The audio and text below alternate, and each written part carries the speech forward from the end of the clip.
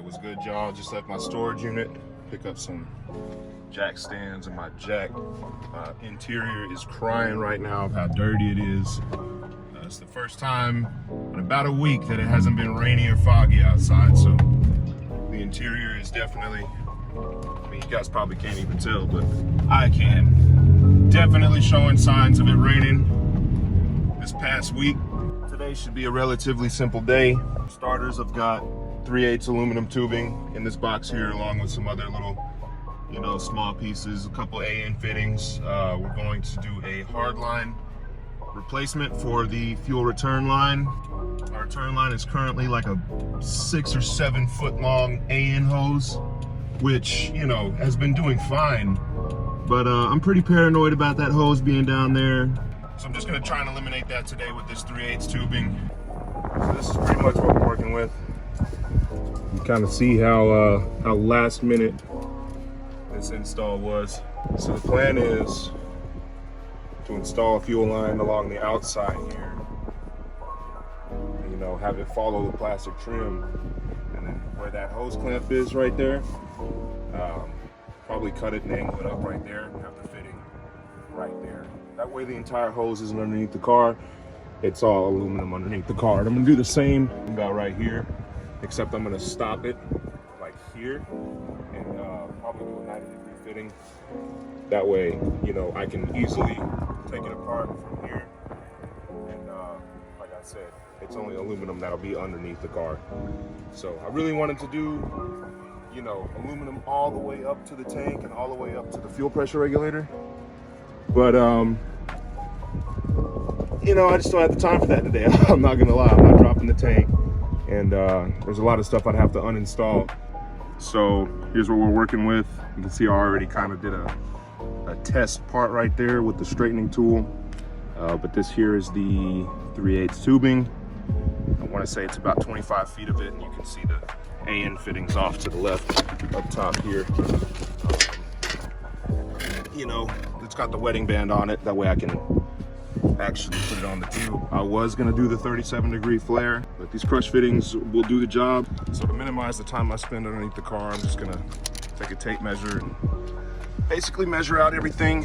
That way I can just straighten it outside of the car. That way I'm not sitting underneath this damn Walmart jack stand all day. So I measured out about 6.5 feet that I needed. So add an extra foot. I got about 7.5 feet of tube right here, and I'm just gonna go ahead and get under the car and start shaping it.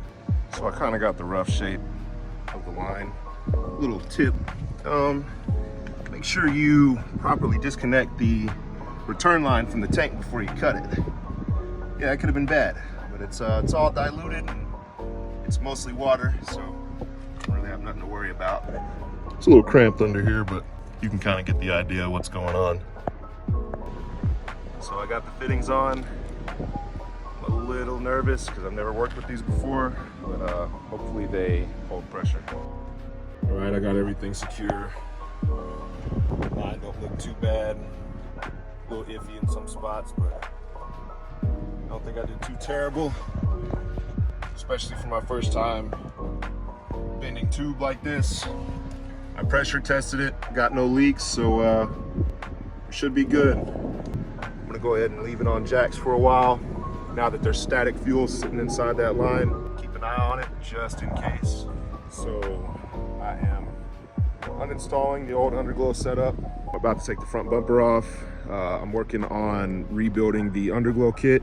Back here, I already have, you can barely even see them, but you see the strip hanging down. I have the rear strips disconnected, unscrewed. I'm about to cut the wiring right about here. The entire reason I stopped running Underglow on this car is because last October, I want to say, whenever I was doing all the headers and the fuel line setup, I took the front bumper off in preparation for mounting up the intercooler and whatnot.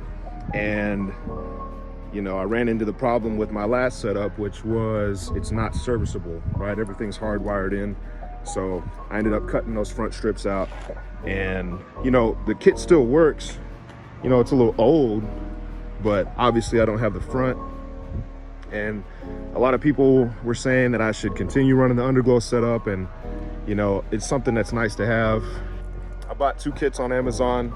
I'm gonna run a 3 and a 3 here, 4 foot and 4 foot up front, 4 foot and 4 foot in the rear.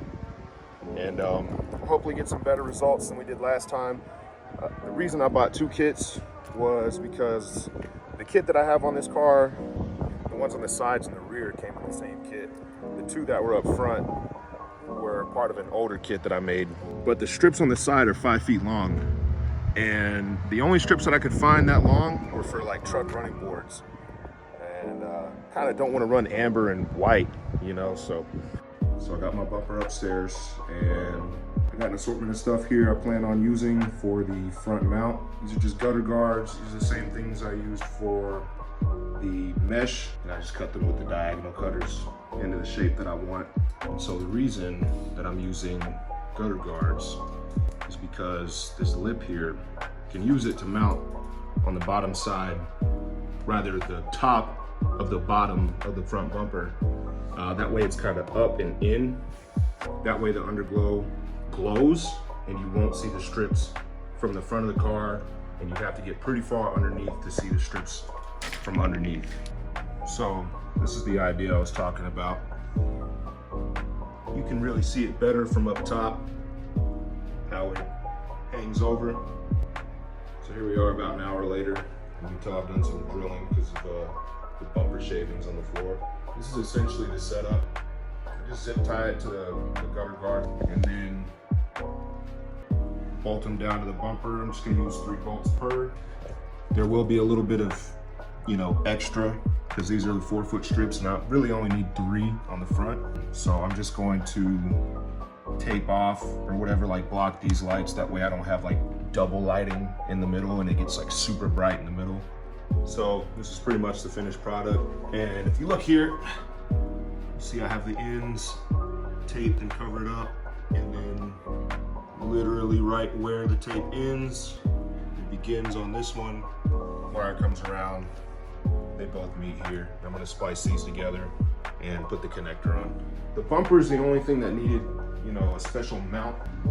So I'm outside with the car, you know, got everything together. I'm doing some testing here. So my drill died.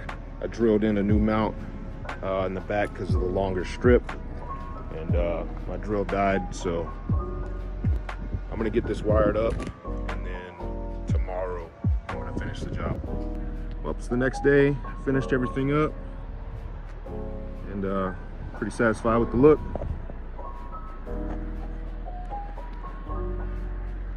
Just do a quick walk around. I think there's a couple spots that I'm gonna adjust in terms of like how it's mounted, especially in the rear. It is pretty much glowing the way I want it to. The rear is a little bit more difficult to pull off because of the shape of the bumper and like how it angles down.